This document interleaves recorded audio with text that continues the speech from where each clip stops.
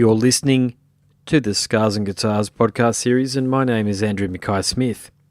The interview subject that I've got served up for you on this particular episode of the podcast series is James Ward-Armstrong. He's a guitarist in Perth-based outfit Tempest Rising. The reason for the conversation is to promote their excellent album, Alter Ego. So let's have a listen to what James has to say. Here we go. James, Andy Mackay-Smith calling for our chat. How are you going? Good, mate. Yourself? Good, mate. First of all, thank you so much for being able to reschedule. I really do appreciate it, man. It's helpful. No problems, mate. No problems. Mate, what has the day held for you up to this moment in time? Oh, I'm currently sitting in the rehearsal room waiting for all the guys to rock up. So, oh, sweet. Hard-working right, band. Yeah. I've fucking just worked all day today, and here ready to go. So. Oh yeah. What does the day job entail? What do you do there? I do truck and mining spare parts. So. Oh, gotcha. Got out there, mate. Yeah, you're at Perth, aren't you? Yeah, mate. Yeah. Yeah. Oh, that's a massive industry over there, like us here in Queensland. I talk to a lot of people all over the world, and it's one of the things that I say is, with the recent election and all the rest of it, one of the things that people didn't understand is that if Labor had got in, it would have had a devastating effect on our economies. Oh, shit. Our state-based economies, if you like, and the environment's important, but people's livelihoods are too. So you've got to have more balance than what the other fella was bringing to the table. But a lot of our southern compatriots have their own inner city views, and they're welcome to them. But we have ours. It's a bit of a catch-22, isn't it? You can't please everyone. Indeed, mate. Indeed. But look, let's talk about this album, Alter Ego. Yeah. Okay. I'm a fan, okay? So it's a killer mix, and this is what I'm hearing. Correct me if I'm wrong, and I'll invite you to tell me what your thoughts are on the moment. But, mate, what I'm hearing is a killer mix of post-2010 Sweet Death a la In Flames. But I think it's an album that Matt Heafy from Trivium, I think he could probably take some notes on and apply to his own songwriting these days, because I don't rate anything that he's done post-Shogun. I've got to say, I think most of it's fairly ordinary. But on that note, you must be thrilled, because this is a bloody good album, as I say. It's better than anything Disturbed have done recently, Trivium, or frankly In Flames. So I've said that. They're not your views, but they're my views. But what do you think? I appreciate the view, but they're very, very nice to hear that. It's been a long time coming trying to get this fucking thing out. So we've been obviously, being a musician, not fucking raking in the money. So we all we all got day jobs and all this. So we've been obviously travelling a bit as well. So we like to keep the wheels in motion. So it's good to finally get it out. I could definitely so we have been compared to having those influences before, which is nice. I think we've shedded a few of the kind of metalcore-ish influences we had on the first album, and that's partly due to with a bit of a lineup change as well. I'm happy with those comparisons. They're all well-established touring bands, so that's good. Now you're the guitarist in the band. How many guitarists are in the band though? Is it yourself and somebody else, or you're the string? Yeah, so I play rhythm, and Daniel plays lead. All right, here's another compliment then, because a lot of heavy metal bands, I call all of this sort of music heavy metal, by the way, so just bear with me when I say that. I'm from the old school. I'm in my 40s, so if it's tough and aggressive rock music, it's heavy metal as far as I'm concerned. But these days, a lot of heavy metal bands fall back onto that bloody awful djent style of riffing, okay? And it's really getting old, to be honest with you, but yours reminds me far more of that Stephen Carpenter style, Deftones style riffing, so it's very musical, it's very melodic, but it's brutal. Really important there. It's hard. It's tough. And so you as a guitarist, mate, Stephen Carpenter, I think, is an excellent guitarist who's had his own issues with Chino and the rest of the band there and the Deftones and bringing the metal to the people. But, mate, who are you inspired by? Is Stephen an influence in particular? To be honest, I don't really listen to much Deftones, to be honest. My influences, they range really. Like, I'm a big like 80s thrash fan, so nice. Kind of like Bay Area thrash. I love the speed and all that, and I love all the modern stuff. I like speed, all stuff like Lamb of God and whatnot, as all that technical stuff. that's kind of my jam. So I do. I get my influences vary really, like even up to the stage of like early '90s Machine Head and stuff like that as well. So Killer. Yeah, like Trivium. Matt Heafy. I do hide him high regard for a big influence. More so on his on my songwriting abilities. Isn't that interesting? Because I think the opposite. I think he's a far better guitarist than he is a songwriter. You know that, and the reason I say that, I thought the Crusade was the second coming of Master of Puppets. I still rate that album very highly. Yeah, that's definitely a good album. Yeah. I remember when it came out, and I remember thinking, somebody's done it. Someone's released Master of Puppets Mark II. It's right here. I couldn't believe that I was hearing it, to be honest with you, and I hadn't even heard of the band before. But I got that album and I listened to it so much, and I still listen to it. I think it's an extraordinary album, and you know what they did with Shogun too. I even think they stepped it up unbelievably on Shogun, but they just lost it, and I don't know what the hell happened. And then they did that weird tour with Disturbed in Australia. Do you remember when I never understood that. I never understood why the hell would you align yourself. Nothing against Disturbed, but they got about as much in common with Disturbed as what they do with Beyonce. So, what's the point? Yeah. You know, but it's interesting to hear your take on things, because I think you're a very good guitarist, mate. You know, I can hear you're the sort of guitarist that was really listening to people around you. You know, that might sound naff, and the reason I can hear that is because I'm a musician as well. I'm a bass player, and you seem to be the guy who. Correct me if I'm wrong here. You're not looking at your fretboard all that often, but you're looking around at the other guys, anticipating the change. I'm usually just headbanging my fucking head off, really, most of the time. But the point is that you're not focused on your fretboard. You're doing something else. Yeah. Oh no, of course. Yes, definitely. Yeah. Well, that's great, man. I mean, it's the proof is in the pudding here, because your guitar style, mate, is you're the sort of guitarist that I'd like to hear a lot of emerging guitarists listen to. Because it isn't flashy, but it's very solid. It's extremely solid. And all of these bloody internet shredders, these YouTube shredders that are trying to copy, you know, the great Lucas man from Rings of Saturn and don't have a chance. For me, they need to listen to you and just understand, okay, that being solid and producing the almighty riff, that's what this music's all about. Yeah, well, we write to complement the song, you know. We don't write to feed our egos.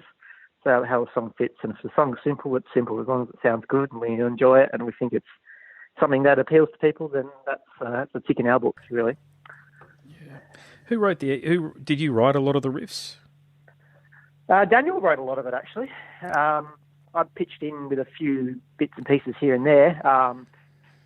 He did write a lot of it. I guess I took on more of a producing role for assembling the songs. There was probably a few songs there that he kind of had written or structured up, and we kind of played around with it a bit more and made it more of a Tempest Rising song, so to speak. How we would kind of construct songs. So, but yeah, like that DJ had a lot of riffs and ideas in his head, and like so we've been starting pre-prod on that album probably 2-3 years ago. So we had a lot of ideas and floating around and stuff like that. So, or he had a lot of ideas, and we combined it together, and like how we all write our songs, like we bring in an idea and we all kind of jam it, piece it together, and then we kind of lay it down at home, pre-prod, and just move on to the next one and take from there. So yeah, I do give him the credit because he's a genius. He's a big Pantera fan, so he loves his all groovy kind of riffs and stuff like that. So there's quite a bit on there that you could probably hear. Okay, there you go. Well, maybe that's where it's coming from. Yeah, I heard Deftones, to be honest with you, but if it's Pantera, so be it, you know. But I love both bands, by the way. I've had a chat to Phil, legend. You know, I'd love to chat to Stephen too, by the way. But, mate, just talking about this album again, the other aspect of it that I really enjoy, which seems to be overlooked these days for obvious reasons, is album artwork. But you've really bought it. A bit like you're of course, being from Perth, Carthasy, you know, those guys there, you've both got great artwork here. So can you tell me a little bit about the Alter Ego artwork? Yeah, we basically had someone else actually originally design it, and it was just looked pretty much completely different to what the final product was. And I guess we wanted that kind of face with the good and the bad, representing the kind of the alter ego, so to speak. But the original artist, he just couldn't. He just had too much on his plate. He couldn't really commit to it. So he put us onto another guy who, pretty much. Well, I said we wanted. The guy that we put us onto was pretty responsible for some pretty kind of heavy and dark kind of artwork. So I said, we're not. That's not us. We're not. As much as we're a heavy metal band, we're not don't class in that kind of death metal gotcha. category. So we want something more us. Something more vibrant, color-wise and stuff like that. A bit more, I guess. I don't know, more trippy, I guess, so to speak. Like just something a bit different. And that was kind of, and he pretty much nailed it on the head straight away when we got the kind of first take of it. And it's awesome. It's awesome artwork. We love it. I'm looking at your Facebook page right now. Is there anywhere we can go to purchase things on your Facebook page at the moment? So, because I actually think you bought a really strong game here with this album, and I'd hate for you guys to miss out on any opportunities for fans to part with their money for you. Yeah, so there should be should be a link on our page for the Nerve Gas, which is what we based all our pre-orders for the album before it was released, and they currently still got stock. So we'll just probably be pumping that site until obviously they run out of the pre-orders that we had sitting there. And then if you head to our website, our Big Cartel links hooked up to our website, tempestrising.com.au. So that just takes you to the Big Cartel website, and all our merch and stuff all there to purchase. So. Yeah, gotcha. Yep. Okay, yeah, I've got it here now. Yeah, I'm looking at it. Yeah, you got some pretty cool merch here. You got a really cool hat, flat brimmed hat there. That's cool. You got the seat out. I'd love to see this on a flag, mate. This album cover. Yeah, definitely. I've got some plans just for the album cover to get done up on some pretty unique stuff. So a couple of little exclusive one-off things and stuff like that as well. So. Yeah, sweet. Let's talk about this album, the engineering side of it. Sorry, the engineering and production side of it. So, who did you choose to work with? So Simon Mitchell from the big Perth band here, Chaos Divine, he pretty much took on all the engineering and mixing duties for the album. We had worked with him previously with our other two singles prior to the album, so that was Know My Name and A Part of Me, which were done a couple of years ago. So we went back to him. We hired out a studio, underground studios over here in WA. So we pretty much tracked everything in there, and then we had a set up at his house. I did a little bit of vocal, did the rest of the vocals and a bit of the lead guitars and stuff, all the extra trinky things to do the album. And then I had a friend from Ollie who used to play in another black metal band here in Perth, Dead Space. He did all the cool. He did all the stuff for the backing tracks for the single, up to the strings and orchestral arrangements behind the which you can kind of hear in some of the tracks. Okay, so he's your George Martin, in other words. Yeah, pretty much. Yeah. That's cool. Yeah, I did hear that. Yeah, it's it's interesting, isn't it, bringing in outside collaborators, because they've got to be people that you trust, but you've also got to take a punt at the same time, haven't you? Oh yeah, sure, definitely. No, we just needed something really, nothing to overly flash, more so just to complement and fill out a couple little songs that had a bit of gaps and that we felt were a little bit empty. Even if it was just sitting right back in the mix, it just kind of adds to the whole complete sound. Yeah, okay. Now, I asked this question in the previous interview with the drummer from Carthasy, and the question is, with all of the digital noise out there these days, in other words, it's a very cluttered market. Great, you're an independent artist. It means that you can make music and you can bring it to the people, but how on earth do you cut through all the noise out there to promote such a wonderful release that you've got here? What are your plans? Oh, you just got to keep pushing, whether it's hassling your mates or social media and all that stuff like that. You just got to get it out there and keep with it. It's like I said, it's a very condensed market, and it's a catch-22. It works on a good thing as well. Everyone can just release stuff and anyone can get a hold of it. But yeah, you got to have I guess the main thing is you got to have a product that you believe is good enough, I guess. And we spend a lot of time, money, and effort. Not to say that's the only reason why it should be good, but yeah, a good product also helps. And we've got to we've got a good following here in Perth. We've been very, very fortunate with over the last probably year and a half of all the international support slots we've been managed to jump on and take advantage of. So we'd like to think we've built a bit of a portfolio while this album's been currently in the works. So it's good. It's good to see. It's been that long since we've released an album that all the feeling of releasing it and all the people coming in, messaging and saying it's awesome and all that. It's a bit foreign because it's just been so long. Yeah. It's definitely hard. You just got to be persistent and definitely just spam it really if you have to, Mm-hmm. It's definitely a tough market to crack. Yeah, I agree with you. I agree with you absolutely that first and foremost you've got to have a great, and I hate to term it this, but it is a product. You've got to have a really good product there that people can wrap their heads around and that they understand. And you've also got to understand your target audience, and it sounds like you guys know that. So it's great that you've got that sort of following in Perth. Have you got some tours over east organised coming up? Because I think you guys will go down really well here, mate, in Brisbane. Yeah, we've at the moment we've only locked in a show in Melbourne in the end of September. So we're over there just for the weekend. But the plan is for before the end of the year to at least get back to Sydney and Brisbane and do maybe a weekend run over there again for the album's sake, if anything, before it not say before it goes cold, but yeah, before the end of the year, so it's still fresh in everyone's minds. And then we want to get back on the road again and go overseas again next year.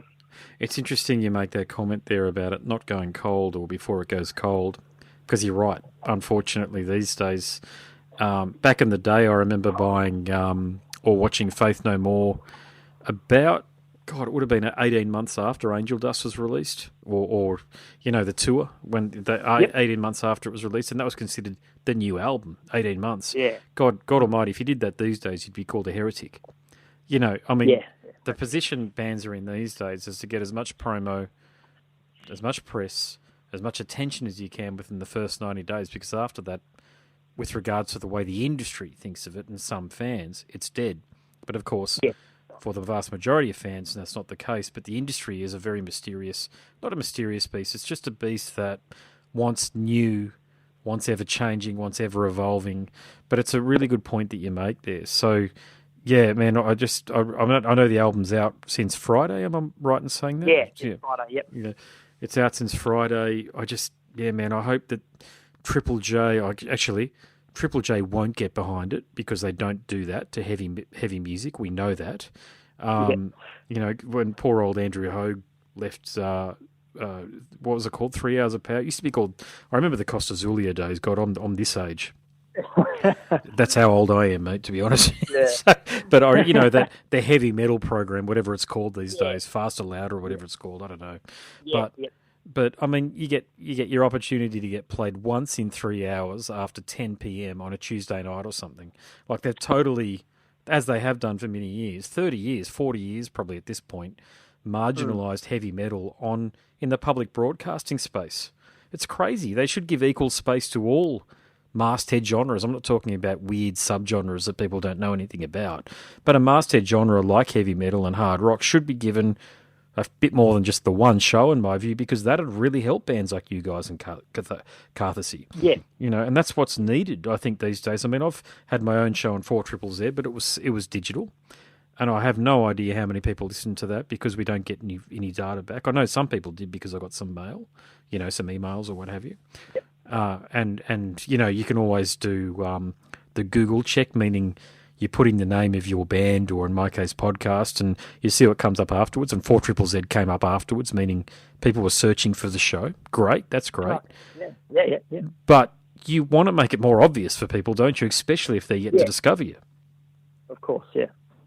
Yeah, so I really think Triple J got a lot to answer for. Sorry, my own personal feelings about this. But, with a band like you guys, Tempest Rising, really, I mean, the obligation should be there to give some coverage to you guys. I mean, you've put a lot of blood, sweat and tears into this. It's an excellent album.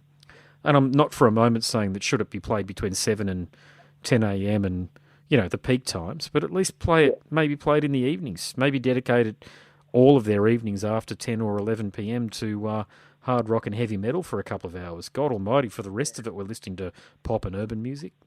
Yeah. if only, huh? Yeah, well, we can wax lyrical about it. You know, give us a couple of pints and enough Yeah. time, mate, we could solve the world's problems. You know, but it alludes to a greater point, and I just raise this point because I do think it's a very accomplished album, as you can tell. But what's your take on the state of heavy metal and hard rock in 2019? Is it in a healthy space? Oh, more. Yeah, definitely. I mean, it's, I guess the age of having, you know, the internet and social media just makes the music so much more accessible, and that's not just in heavy metal, that's in genres, in all genres.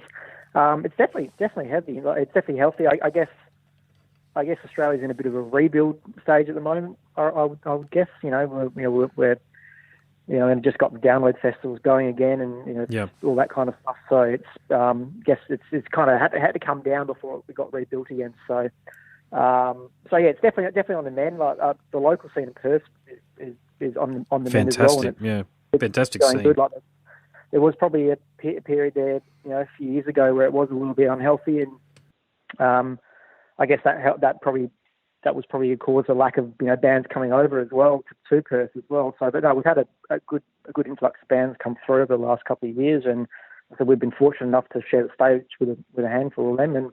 And yeah, our album launch this Saturday is at our monthly metal club that we have here, Hornography, which has been running for a year now, and excellent. It's run by a couple of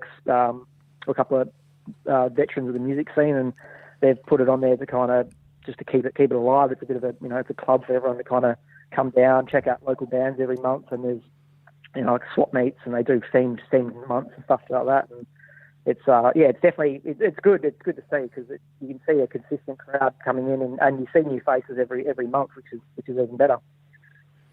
That's very true, isn't it? Yeah. So do they play? If it's a metal night, is it like a nightclub style setup, or is it meaning that a DJ plays music, or are they bands? Are they bands? No, bands. They put on 3 to 4 bands, whether they're doing an album launch or it's their first show. Sweet. Or, you know, they had a couple of months ago they even had their first East Coast band over. But like I said, they pick up. You can apply for being like the DJ in between the band sets as well. So you can put your name down for that. And if they pick you for the night, you can pick whatever music you want to play in between the bands. Any band is welcome to come down and sell merch. You know, they've got a whole table set up, so, you know, even if you're not playing, you can just come down with the merch and converse and sell some stuff. And it doesn't have to be a band. If you run, you know, a club or anything like that, it's pretty much open to the market. Anything really, you know, metal related, and they do special drinks deals and stuff like that as well. So it's very, very welcoming, and it just is trying to entice more and more local people to come down and check out local music, because, you know, there's thousands and thousands of people around Australia that love heavy metal, and especially WA, and it's just kind of trying to entice more and more people to get involved and find more local acts and help support them.